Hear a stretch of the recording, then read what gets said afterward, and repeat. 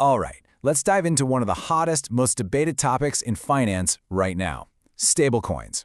They're supposed to be this perfect, stable bridge between the wild world of crypto and the money in your bank. But here's the big question we're tackling today.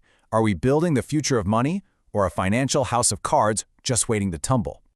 And this story is moving at lightning speed. On one hand, you've got the titans of Wall Street. We're talking major banks lining up, getting ready to pour billions into stablecoins because they're betting that regulators are about to give them the green light. But then, on the other side of the coin, you see this. While Wall Street is racing ahead, the people in charge of protecting the entire system, the central banks, are hitting the brakes. They're wrestling with this huge question. What happens to our economy when private companies can essentially mint their own version of the US dollar? And make no mistake, this is not just a debate happening in the US. It's sending shockwaves all around the globe, forcing entire countries to think about creating their own official digital currencies just so they can stay in the game. So what is all the fuss really about? Okay, so before we get into the whole multi-trillion-dollar argument, let's just make sure we're all on the same page. What exactly is a stablecoin? The idea behind them is actually pretty simple. Stablecoins were invented to solve crypto's #1 problem. It's insane price swings. You know how Bitcoin can skyrocket or crash in a single day? Well, a stablecoin is designed to always be worth $1 or €1. It's basically crypto with a seatbelt on. And this idea, this concept of a stable digital dollar has absolutely set Wall Street on fire. The sheer amount of money, power, and brain power flooding into this space, well, it's not just big, it's potentially rewriting the rulebook for finance. Now listen to this. That quote isn't from some random crypto influencer. That's Jane Fraser, the CEO of Citi, one of the biggest banks on the planet. She's predicting a market that could be worth almost $4 trillion. This is not a niche hobby anymore. This is Wall Street saying a new financial giant has arrived. And this isn't just some far-off prediction. Just look at the growth. The market has literally exploded, more than doubling to $250 billion in under 2 years. To put that in perspective for you, that's already about 4% of the entire U.S. government money market fund industry. It's huge. But here's where it gets really interesting. You'd think with all that growth, there'd be tons of players, right? Well, there are over 170 different stablecoins out there. But get this, a whopping 90% of that massive market is controlled by just 2 companies. I mean, that is a wild amount of power in very few hands. It really is like a modern-day gold rush. You've got the second biggest player going public, you've got payment giants like Visa and Stripe building the new roads and highways for this stuff, and even massive retailers like Amazon and Walmart are kicking the tires. It seems like everybody wants a piece of the action. And all of this frenzy is forcing governments to sit up and pay attention. The U.S. Senate has already passed its first ever federal regulations for stablecoins. That's a huge signal that this technology is moving out of the shadows and stepping into the mainstream financial system.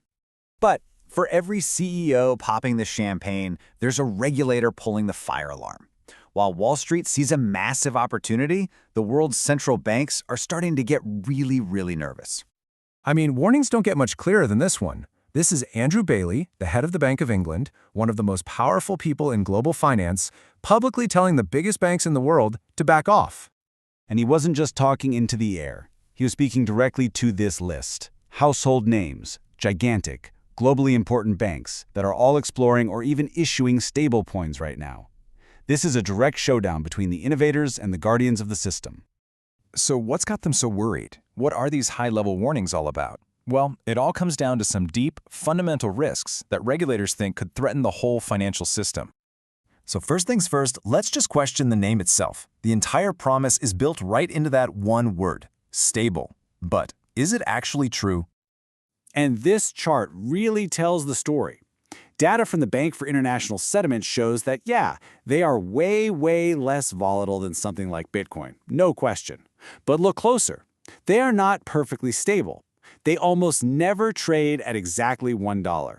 And that tiny wobble, that's what keeps regulators up at night. Because in the world of finance, even a tiny wobble can trigger an avalanche. And the worries go way beyond those little price wobbles. Regulators see a tool that could be used for money laundering. They're afraid that in some countries, a flood of digital dollars could completely overwhelm the local currency. But their biggest nightmare? a digital bank run, where a panic causes everyone to sell their stablecoins at once, potentially crashing the market. And here's the really critical point. The risk isn't symmetrical. See, the biggest stablecoins are backed by super safe assets like U.S. Treasury bills. But research shows that when people panic and cash out of stablecoins, forcing those assets to be sold, the negative shock to the market is 2 to 3 times worse than the positive effect of money coming in. A rush for the exit could cause huge, outsized damage to the core of the traditional financial system. So all this brings us to the trillion-dollar question, right?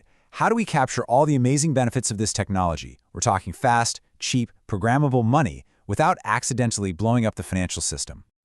Now this gets right to the absolute heart of the regulatory debate. With a stablecoin, the real dollars that back it are locked away in a vault. Basically, the bank can't touch them. Regulators, though, they prefer something called tokenized deposits. It's a digital version of a regular bank deposit. And here's the crucial difference. That money can be lent out to businesses and people to grow the economy. The big fear is that if everyone moves their money into stablecoins, it could suck all the lending money out of the economy. But even with all those risks, the core plumbing of the financial system is already starting to adapt. I mean, this quote is from the DTCC. That's the organization that settles literally trillions of dollars in trades every single day. They're not calling stablecoins a threat, they're calling them a foundational pillar of the future.